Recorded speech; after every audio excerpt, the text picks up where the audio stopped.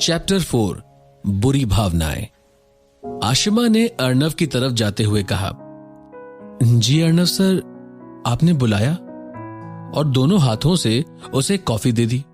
उसने जल्दी से अर्णव को एक नजर देखा और वो समझ गई थी कि अर्णव अभी गुस्से में है, पर उसे अर्णव को इसी तरह गुस्से में देखने की आदत थी। अर्णव अपनी कुर्सी पे बैठकर आशिमा को फ्रस्ट्रेशन से देख रहा था। जिस तरह से वो उसे देख रहा था, उसे समझ आ रहा था कि वो उसका गला घोट देना चाहता था।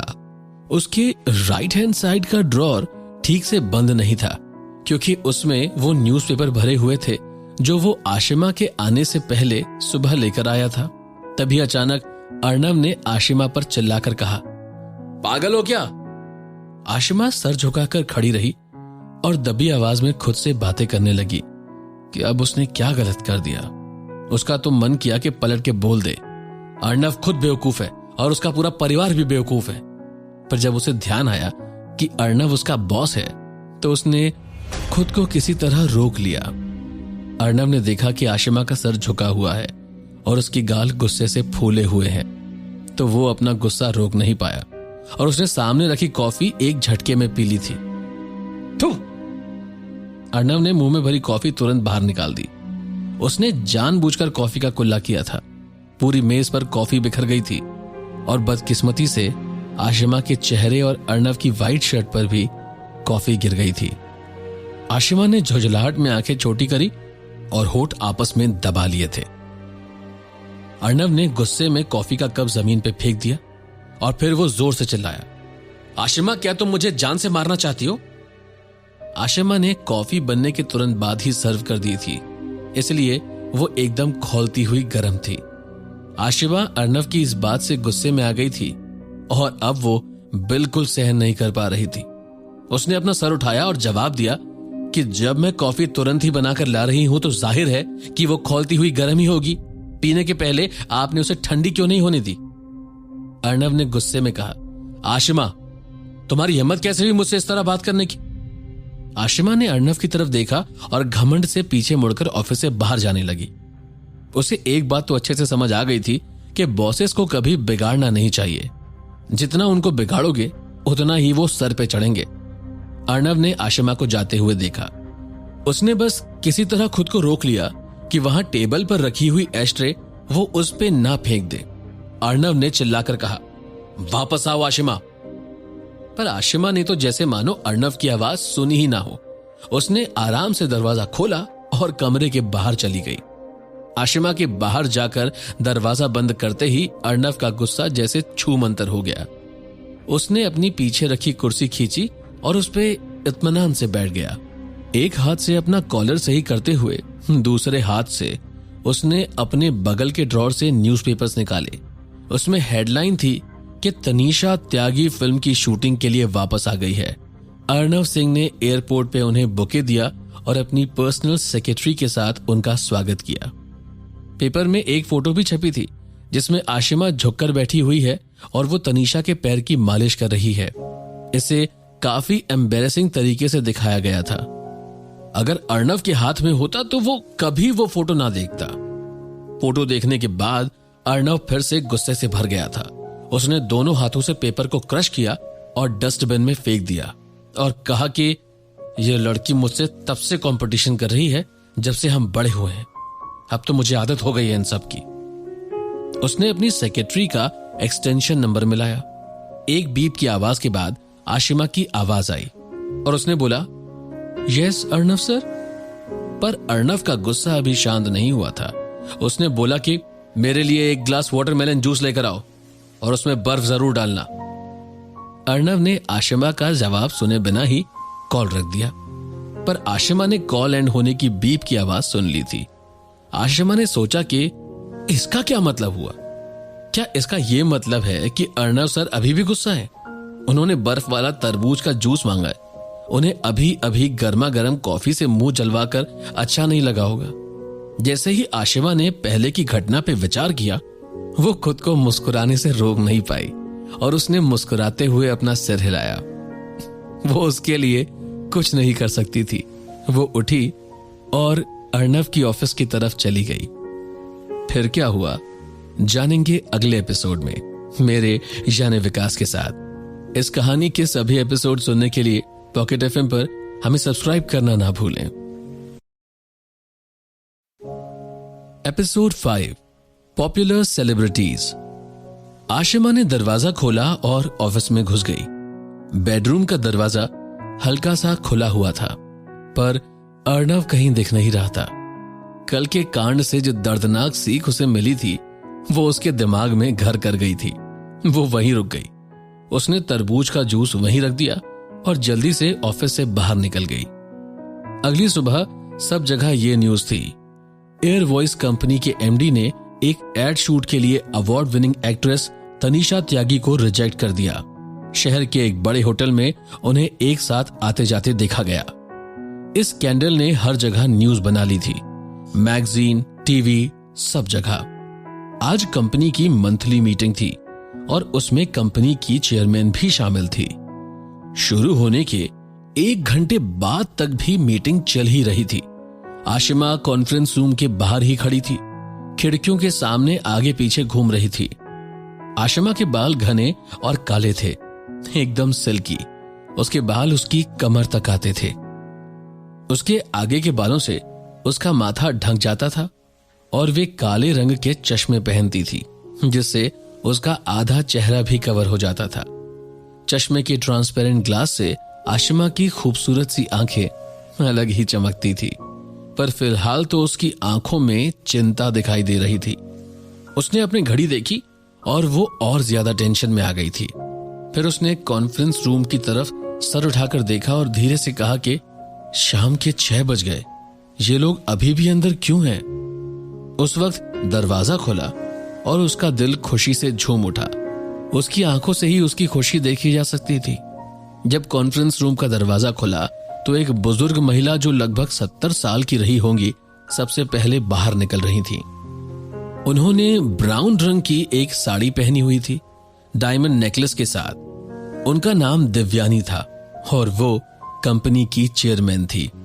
दिव्यानी कॉन्फ्रेंस रूम से बाहर निकली और आकर रुक गई। फिर एकटक आशिमा को घूरने लगी। आशिमा तो जैसे अंदर तक सहम गई थी। वो मुस्कुराई और उसने तुरंत बोला, चेयरमैन मैम, और जल्दी से आशिमा उनके पास आ गई। अचानक से दिव्यानी गुस्से में आ गई। उन्होंने कहा, आशिमा, क्या तुम उसे सही से बर्ताव करने के लिए राजी कर सकती हो? अगर वो अपने पुराने तरीकों को बदलने के लिए मना करता है तो मैं बोर्ड ऑफ डायरेक्टर्स को आसानी से शांति नहीं करा पाऊंगी। आशिमा को बहुत शर्मिंदगी महसूस हो रही थी। वो बस एक सेक्रेटरी थी जिसका अपने बॉस पे कोई जोर नहीं चलता था। आशिमा ने हिचकिचाते हुए पूछा, मुझे लगता है कि अर्णव सर को अपनी लिमिट्स पता है। यह सुनते ही दिव्यानी का चेहरा जैसे मानो लाल हो गया था। उन्होंने गुस्से में जवाब दिया, क्या वो अपनी रिस्पॉन्सिबिलिटी समझता है या नहीं? आज उसका अफेयर एक मॉडल के साथ है, कल वो किसी एक्ट्रेस के साथ होगा। ये कितनी गुस्सा दिलाने वाली बात है। आशिमा ने धीरे से बोला, एक्ट्रेस? उनमें से सारी ही सेलिब्रिटीज बहुत पॉपुलर थी। आशिमा ने उन्हें शांत करते हुए कहा कि मैम, आप शांत हो जाइए। देखिए, इससे बस ये प्रूव होता है कि अर्णव सर कितने अच्छे दिखते हैं। आपको तो खुश होना चाहिए। आशिमा ने अपनी बात खत्म करते ही अपने होठ आपस में दबा लिए, मानो उसकी अंतरात्मा की आवाज से उसको चोट पहुंची हो। बस उसके बारे में मुझे और बात नहीं करनी।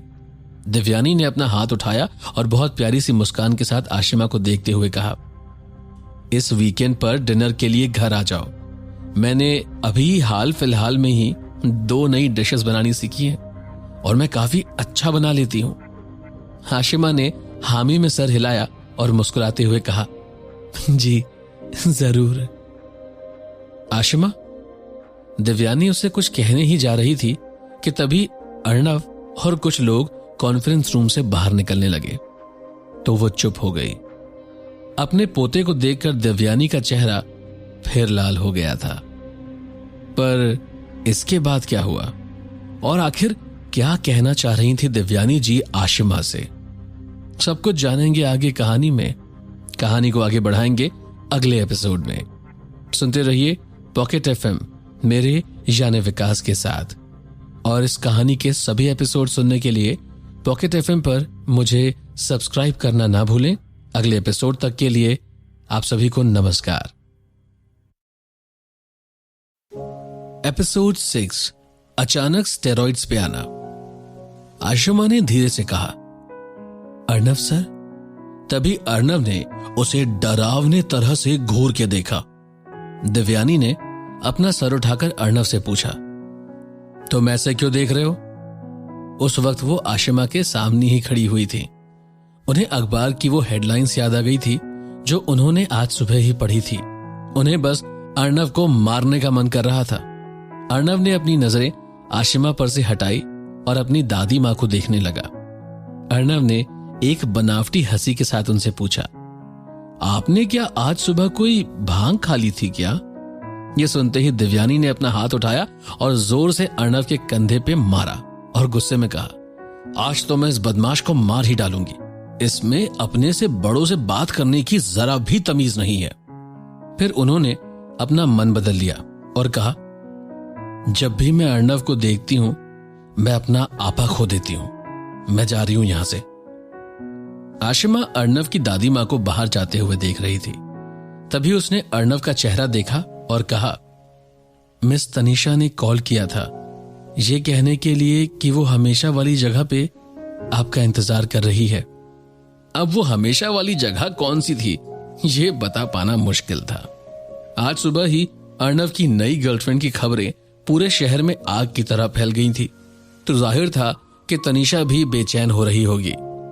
अर्नव फिर से आशिमा को डरावनी तरह से घूरने लगा था। उसका चेहरा एकदम गहरा हो गया था। उसने गुस्से में कहा, आशिमा, मुझे काम के वक्त वही बातें बताया करो जो काम के सिलसिले में जरूरी हैं। अपनी बात खत्म करके अर्नव सीधे अपने ऑफिस की तरफ चला गया। जी जरूर। इतना बोलकर आशिमा भी उसके पीछे पीछे चलने लगी। थोड़ी देर बाद ऑफिस के रास्ते में ही आशिमा ने कहा, अर्नव सर, आज रात 8 बजे होटल हयात रिजेंसी में टेक्सॉफ्ट के चेयरमैन मिस्टर सुरेश रायजादा के साथ आपका डिनर का अपॉइंटमेंट है। आपको अभी निकलना पड़ेगा। 8 बजे? अर्नव थोड़ा गुस्से में लग रहा था। वो चलते चलते अचानक से बीच में रुक गया और धीरे से अपनी गर्दन घुमाकर आशिमा को पीछे देखने लगा। चलते हुए आशिमा ने अपने और अर्नव के बीच में एक दूरी बनाई हुई थी, क्योंकि वो रास्ते में उसका आज का शेड्यूल देखते हुए आ रही थी।